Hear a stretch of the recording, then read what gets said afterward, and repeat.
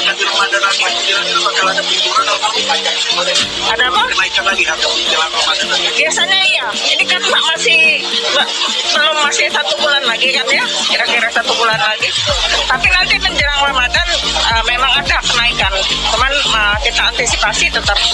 Karena kalau sekarang kan ada beberapa yang belum panen, ada yang gagal panen.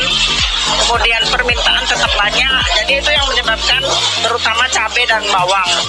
Ya, yang sendiri di tahun sebelumnya. Kalau pasar murah insya Allah ada di 18 kecamatan. Kita masih nunggu izin dari gugus tugas karena kan akan ada kerumunan kan. Nah itu jadi kita harus antisipasi juga sesuai dengan protokol COVID. Tetap ada dari Dinas Perdagangan. Kemudian kita tiap hari tetap memantau harga, terutama barang pokok. Itu jadi kita pantau. Jadi kalau ada kenaikan kita antisipasi. Pertama kita mengimbau untuk pedagang